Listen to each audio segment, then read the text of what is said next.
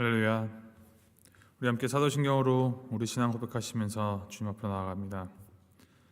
전능하사 천지를 만드신 하나님 아버지를 내가 믿사오며 그 외아들 우리 주 예수 그리스도를 믿사오니 이는 성령으로 잉태하사 동정녀 마리아에게 나시고 본디오 헬라데에게 고난을 받으사 십자가에 못 박혀 죽으시고 장사한 지 사흘 만에 죽은 자 가운데서 다시 살아나시며 하늘에 오르사 전능하신 하나님 우편에 앉아 계시다가 저리로서 산 자와 죽은 자를 심판하러 오시리라. 성령을 믿사오며 거룩한 공예와 성도가 서로 교통하는 것과 죄를 사하여 주는 것과 몸이 다시 산 것과 영원히 산 것을 믿사옵나이다. 아멘. 찬송가 341장 함께 찬양합니다. 341장 십자가를 내가 지고 우리 함께 찬양하시겠습니다.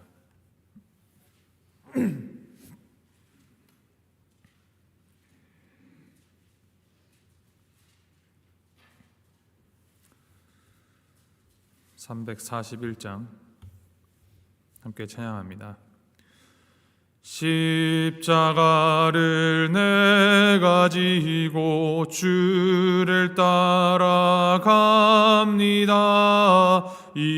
이제부터 예수로만 나의 몸에 삼겠네.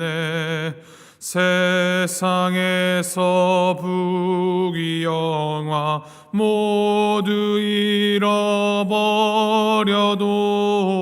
주의 평안 내가 받고 영생 복을 받겠네. 주도 곤욕 당했으니 나도 곤욕 당하리. 세상 사람 간사하나 예수 진실합니다. 예수 나를 사랑하사 빛난 얼굴 보이면 원수들이 미워해도 염려할 것 없겠네. 내가 핍박 당할 때에 주의 품에 안기고 세상 고초 당할수록 많은 위로 받겠네. 주가 주신 기쁨 외에 기뻐할 것 무엇냐. 주가 나를 사랑하니 기뻐할 것뿐일세. 아멘. 하나님께서 주신 말씀 마가복음 10장 17절부터 31절 말씀입니다. 마가복음 10장 17절에서부터 31절까지 말씀 우리 함께 교독합니다. 마가복음 10장 17절에서부터 31절 말씀, 제가 17절 말씀 먼저 읽겠습니다. 예수께서 길에 나가실새 한 사람이 달려와서 꿇어앉아 묻자오되 선한 선생님이여 내가 무엇을 하여야 영생을 얻으리이까?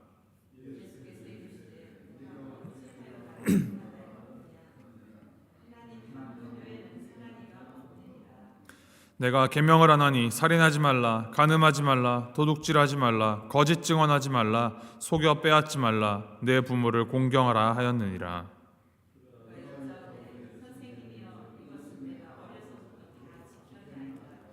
예수께서 그를 보시고 사랑하사 이르되 내게 아직도 한 가지 부족한 것이 있으니 가서 내게 있는 것을 다 팔아 가난한 자들에게 주라. 그리하면 하늘에서 보화가 내게 있으리라. 그리고 와서 나를 따르라 하시니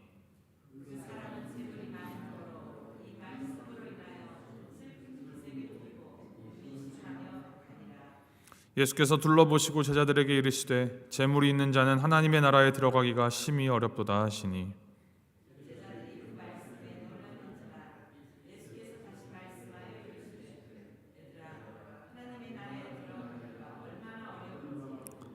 낙타가 바늘기로 나가는 것이 부자가 하나님의 나라에 들어가는 것보다 쉬우니라 하시니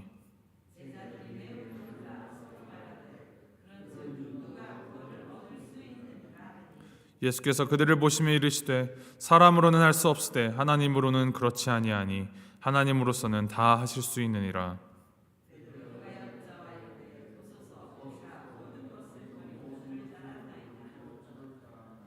예수께서 이르시되 내가 진실로 너희에게 이르노니 나와 복음을 위하여 집이나 형제나 자매나 어머니나 아버지나 자식이나 전토를 벌인 자는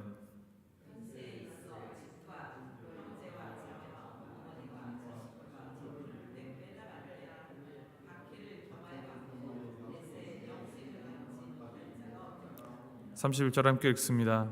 그러나 먼저 된 자로서 나중되고 나중된 자로서 먼저 될 죄가 많으니라. 아멘. 오늘 본문 말씀은 한 부자 청년과 예수님의 대화, 그리고 이어지는 제자들과 예수님의 대화로 기록되어 있습니다. 이 두 대화는 질문과 답변의 형태로 진행되고 있습니다. 그런데 이 두 대화의 주제가 이제 서로 묘한 연결을 갖고 있습니다.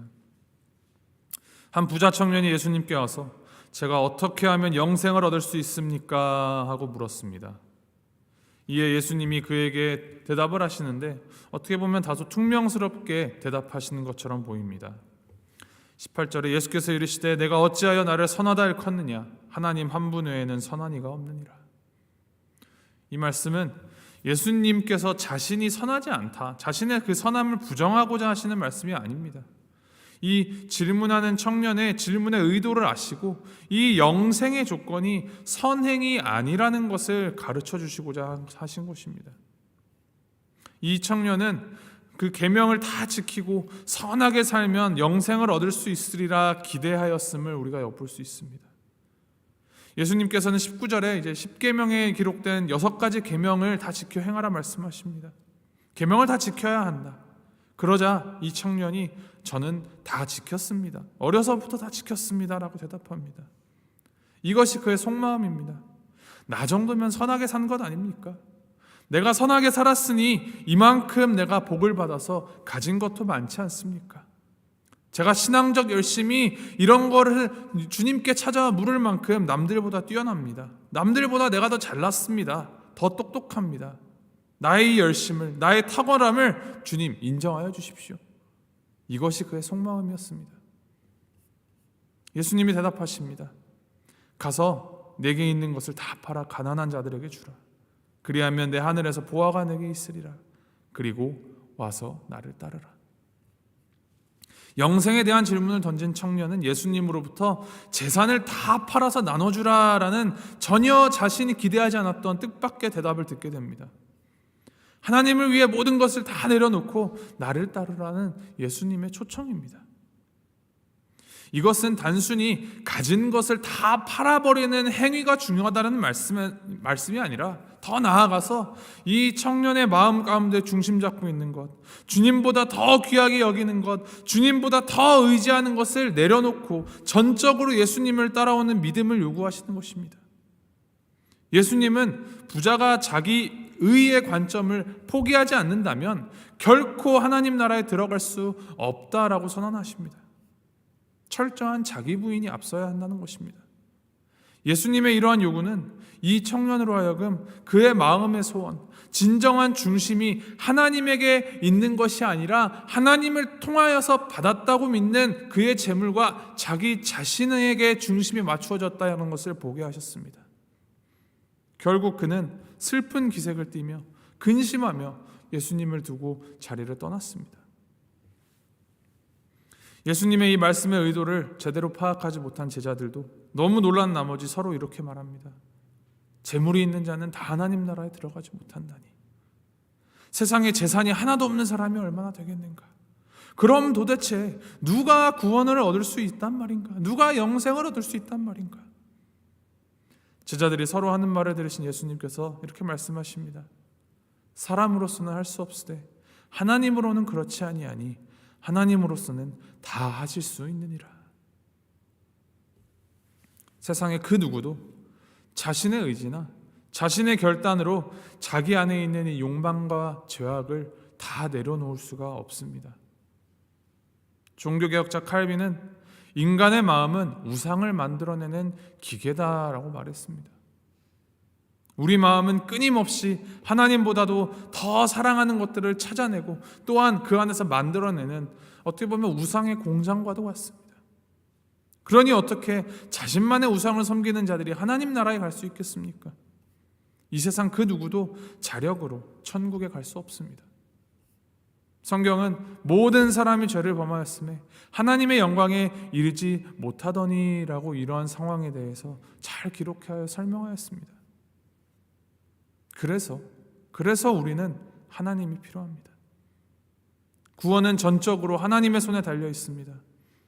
가난하다고 해서 구원받는 것도 아니고 부자라고 해서 구원받지 못하는 것 아닙니다. 가난하든 부유하든 물질 소유의 정도와 상관없이 하나님의 은혜가 임할 때 구원을 받을 수 있습니다. 하나님의 은혜는 우리가 버려야 할 것을 버릴 때 임합니다. 더 많이 주려고 할수록 멀어집니다. 예수님께서는 재물 많은 사람에게는 재물을 버리고 나를 따르라고 말씀하셨듯이 우리는 재물이든 죄든 무엇이든 버려야 할 것을 다 버리고 주님을 따라야 하나님의 나라와 그 영생의 은혜를 받을 수 있습니다. 예수님을 향하여서 베드로가 주님, 우린 다 버리고 주님 따랐습니다 라고 말합니다. 자신의 구원을 확인하고 싶었던 마음이죠. 이에 예수님께서 말씀하십니다. 그러나 먼저 된 자로서 나중되고 나중된 자로서 먼저 될 자가 많으니라. 먼저 된 자로서 나중되고 나중된 자로서 먼저 될 자가 많으니라. 오래 믿었다고 내가 직분이 있다고 믿음이 더 크다, 내가 더 잘났다 말할 수 없습니다. 내가 더 많이 가졌다, 내가 더 많이 받았다, 내가 더 많이 이뤘다, 주님 앞에선 전혀 중요하지 않습니다. 오히려 그러한 것들이 내가 쌓아온 그 과거의 실적들이 주님께로 나아가는데 방해가 될 수 있는 교만과 오만함의 죄의 원인이 될 수 있습니다. 내 안에 하나님이라는 이름을 빙자하여서 하나님보다 더 앞세우고 더 중요시 여기는 것이 있을 수 있다라는 말입니다. 그러한 것들을 다 모조리 다 철저하게 내려놓아야 합니다. 그리고 그 모든 우선순위가, 삶의 우선순위가 하나님이어야 합니다. 새벽 예배 나와서 기도한다고 더 의롭지 않습니다. 예배에 빠지지 않고 교회 봉사 더 많이 한다고 믿음 더 큰 것 아닙니다. 그러한 것들이 나의 의와 나의 자랑이 되는 순간 먼저 된 자가 나중되는 것입니다. 그래서 우리는 날마다 또 날마다 주님을 바라보며 주님 앞에 이 우리의 죄와 연약함을 자복하며 하나님의 은혜와 도우심을 구하면서 살아가야 합니다. 우리가 신앙생활한 가운데 교회로서 함께 믿음 생활하면서 무엇이 중요하겠습니까? 천명성도 중요합니까? 건물 중요합니까? 큰 행사나 더 많은 양질의 프로그램이 중요합니까? 혹은 내가 죽고 나서 가는 천국이 중요합니까? 그 모든 것들보다도 중요한 것이 있습니다.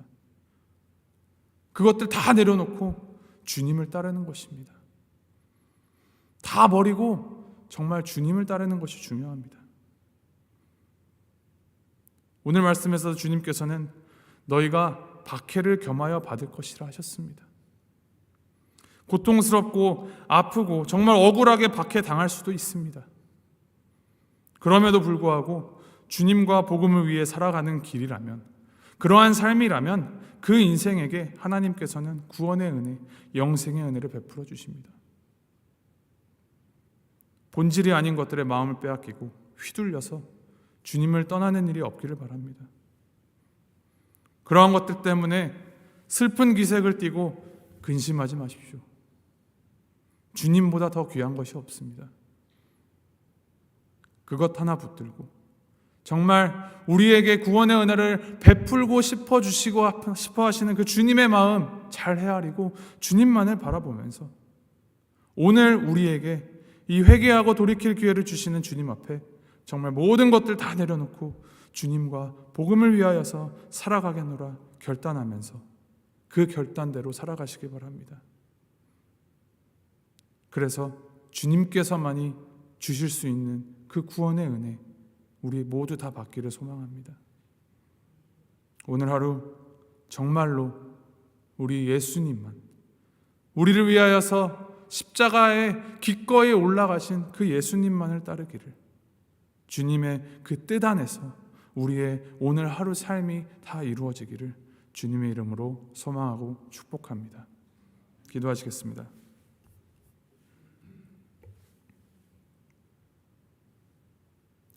하나님 아버지, 우리의 중심을 살피시는 주님, 우리의 마음이 더러운 채 겉모습만 인정받고 싶어하는 이 더러운 욕구들 주님 불쌍히 여겨주시옵소서. 우리의 마음이 하나님의 은혜로 씻김을 받기 원하며 하나님의 그 자비하심으로 채워지기를 원합니다. 하나님의 그 성령으로 충만하기를 원합니다. 우리 안에 주님이 아닌 다른 것으로 채우려 하는 그런 어리석음을 주님 돌이키게 하시고 정말로 주님이 원하시는 것이 무엇인지를 고민하며 주님과 복음을 위하여 하나님 한 분 외에는 그 어떤 것을 목적으로 삼아 살아가지 않도록 주여 도와주시옵소서. 주님이 필요합니다. 주님의 그 긍휼이 필요합니다. 주님의 지혜와 주님의 마음이 필요합니다. 오직 주님으로 인하여 살아가는 우리가 되도록 인도하여 주시며 우리가 드리는 이 기도가 헛된 외침이 되지 않도록 주님 앞에 드리는 기도를 삶으로 살아내는 우리가 되게 하여 주시옵소서. 감사드리며 예수님의 이름으로 기도합니다. 아멘. 하늘에 계신 우리 아버지여, 이름이 거룩히 여김을 받으시오며 나라의 마옵시며 뜻이 하늘에서 이룬 것 같이 땅에서도 이루어지이다. 오늘날 우리에게 일용할 양식을 주옵시고 우리가 우리에게 죄 지은 자를 사하여 준 것 같이 우리의 죄를 사하여 주옵시고 우리를 시험에 들게 하지 마옵시고 다만 하게 수었구옵소서. 대개 나라와 권세와 영광이 아버지께 영원히 있사옵나이다. 아멘.